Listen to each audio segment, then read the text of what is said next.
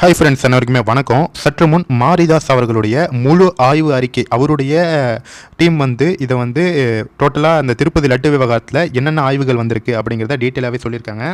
முக்கியமாக திருப்பதி நெய் விவகாரத்தில் முழு ஆய்வு அறிக்கையையும் முடித்து அதனை சர்வதேச தர சோதனைகளுடன் ஒப்பிட கிடைக்கும் முடிவு என்னவென்றால், கலப்பிடம் இருப்பது உறுதி.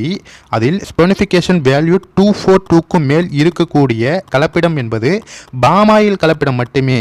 அதிக சாத்தியக்கூறுகள் இருக்கு அப்படின்னு ரிப்போர்ட் வந்திருக்கு. இது தவிர விலங்குகள் கொழுப்பு என்றும் மீன் என்றும் பரப்புவது ஒரு பரபரப்பு செய்தியை தேடி இந்த பரபரப்பு செய்தியை பரப்புவதுதான் இது உறுதிப்படுத்தப்படவில்லை. இதில் விலங்குகள் கொழுப்புகள் இருக்கு, மீன் எண்ணெய்கள் இருக்கு அப்படின்னு அந்த ஆய்வுகளில் இதை உறுதிப்படுத்தவில்லை.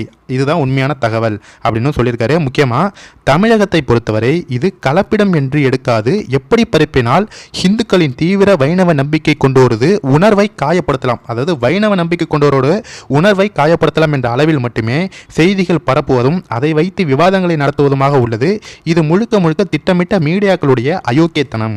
அதாவது பாமாயில் கலப்பிடத்தை மாட்டு கொழுப்பு இறைச்சி கலப்பிடமாக திரித்த வகையில் தீவிர நம்பிக்கை கொண்ட பலரை காயப்படுத்தி மகிழ்ச்சி கொள்ளும் ஒரு கொடூரமான மனநிலையில் திரியும் வடிகட்டிய அயோக்கியர்களின் கூடாரம் தான் இந்த திமுகவும் திகாவும்.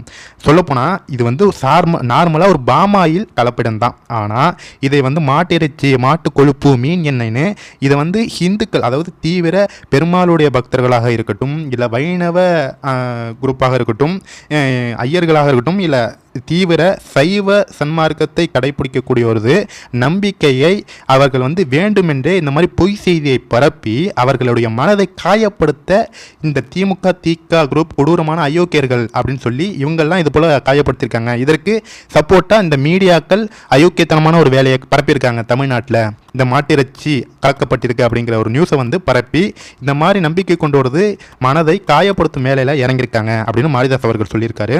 ஆனால் பாருங்க, எவனும் இங்கே அந்த நெய் ஆர்டர் செய்யப்பட்டது கிறிஸ்துவரான ஜெகன்மோகன் ரெட்டி காலத்தில் என்பதை ஒரு பயலும் விவாதிக்கல. அங்கே தான் நிற்கிறான் இவாஞ்சலிஸ்ட் அப்படின்னு சொல்லி தன்னுடைய கருத்தை முடிச்சிருக்காரு திரு மாரிதாஸ் அவர்கள். அதாவது சிம்பிளாக சொல்லணும்னா, அந்த திருப்பதி லட்டு விவகாரத்தில் கலக்கப்பட்டது பாமாயில் மட்டும்தான். அதில் மாட்டு இறைச்சி, இல்லை மாட்டு கொழுப்பு, மீன் எண்ணெய், இது மாதிரி எந்த ஒரு இதுவும் கலக்கப்படவில்லை, எதுவும் உறுதிப்படுத்தப்படவில்லை. அந்த ஆய்வுகள் நடந்துட்டுருக்கு. இது வரைக்கும் வந்த தகவலில் எதுவுமே உறுதிப்படுத்தப்படவில்லை. ஆனால் பாமாயில் கலந்துருக்கிறது மட்டும் கன்ஃபார்ம்.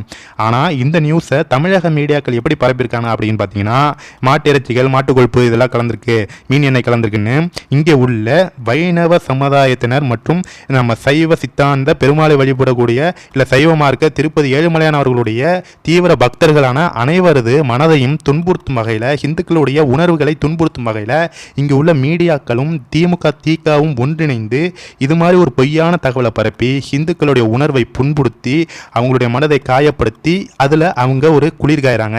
எவ்வளோ பெரிய ஒரு அயோக்கியத்தனம் அப்படின்னு மாரிதாஸ் அவர்கள் கிழித்து தொங்க விட்டுருக்காரு. ஆனால் இதையெல்லாம் நடந்தது ஜெகன்மோகன் ரெட்டி காலத்தில். அதை ஒரு பயிலும் விவாதிக்கல. கிறிஸ்துவர் மெயினாக சொல்கிறது, அவர் ஒரு கிறிஸ்துவரான ஜெகன்மோகன் ரெட்டி காலத்தில் இதெல்லாம் நடந்திருக்கு. அதை பற்றி ஒரு பயிலும் விவாதிக்கல. இதுதான் ஒரு தீவிர இவாஞ்சலிஸ்ட் அப்படின்னு சொல்லி தன்னுடைய கருத்தை முடிக்கிறாரு. கண்டிப்பாக இந்த வீடியோவை எல்லாருக்குமே பயனுள்ளதாக இருக்கும். பக்தர்கள் யாரும் பதற வேண்டாம்.